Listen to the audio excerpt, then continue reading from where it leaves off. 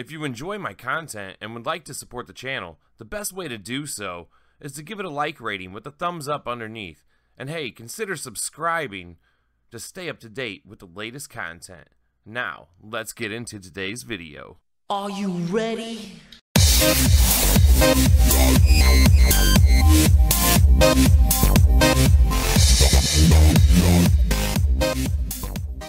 Ladies and gentlemen, what is going on? My name is djanonzt and we're back, WWE champions, and we're gonna do an invasion tutorial video today. Now, invasion is split into two main modes, your preparation day and your battle day. And today, we're gonna focus on the preparations.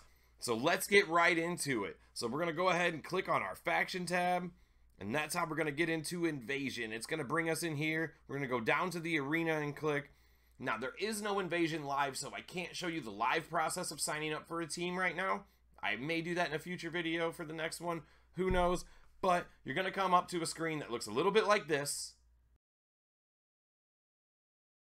and then you're gonna sign up for one of those 4 teams of 25. Each faction is able to field up to 4 teams of 25, and each team is going to do battle against 2 teams from 2 different factions. So it's going to be a triple threat match every time in the invasion, and the game plays like a board game, much like the game Risk, with a few tweaks to it. The old WWE champion spin on it, if you will. You're really going to need to decide for your teams of 25 how to split that up for your faction.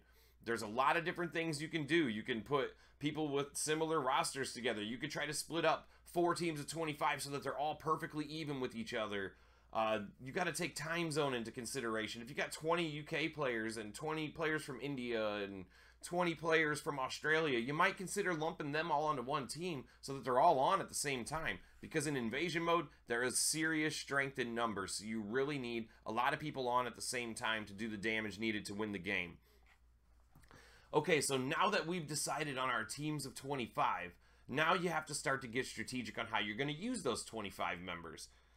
You're going to go in here now, and once you're on a team, you can then go to the map. Now, I can pull up a map right now, and this map is actually from the last invasion mode that ended, and your team will always be the blue team from your perspective, so you can see this invasion that we had the last time went pretty well for my team.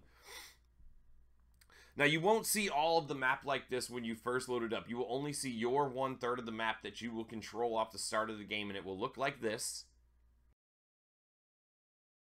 So now that we've seen what our map is going to look like off the start, you will notice these big 4 times rings over here, and you will hold 3 of the 6 of those 2 rings on your side off the start, as well as you will own all of the bottom cities down here from the start of the game. Now you click on each one, you see where it says City Defenders, 16 of 16. That means there's 16 nodes inside there that needs to be filled with superstars. And the top node of 4 being tag teams, which is actually going to be 8 superstars. So you'll actually need 20 superstars to fill up each node.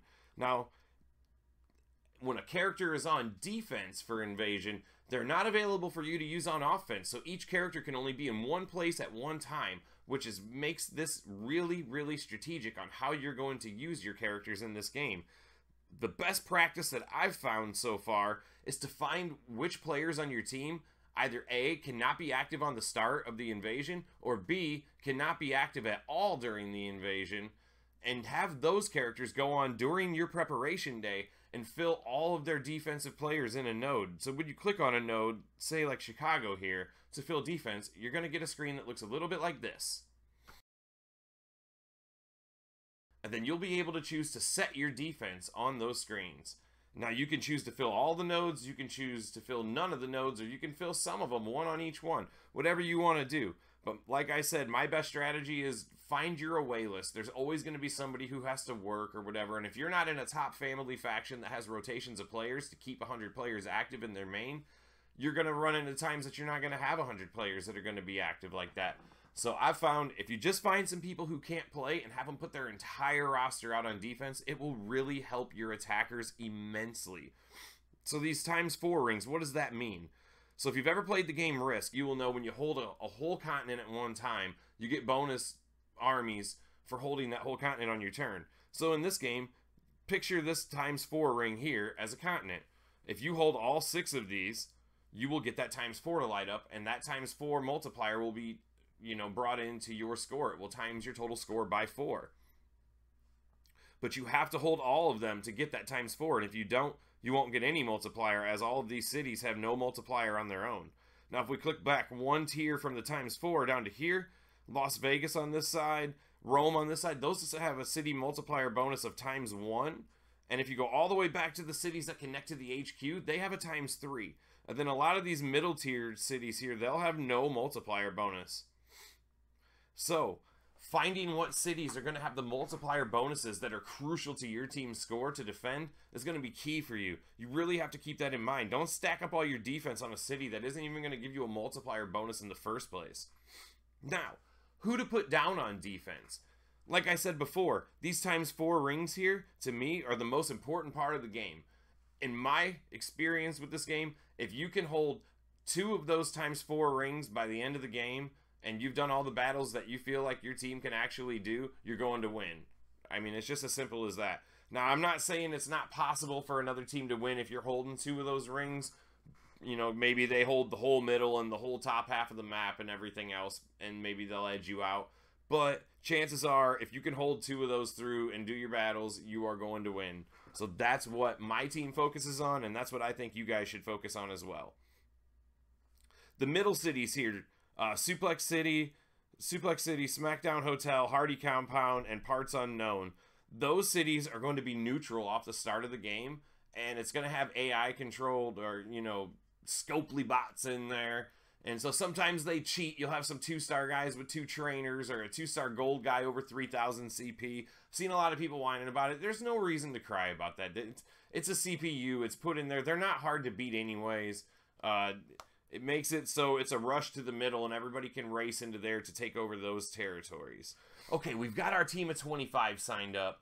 We've got all of our defense put out, and our timer runs down. The next thing that's going to happen is there's going to be a 2-hour sequence of a battle search where it's going to match you up with opponents of like strengths, and that screen's going to look like this. And when that timer runs out, Invasion is live, and you need to be ready to go. So let's recap. Make sure to carefully select your teams of 25. Group up your like-minded people, your like time zone people, all of that.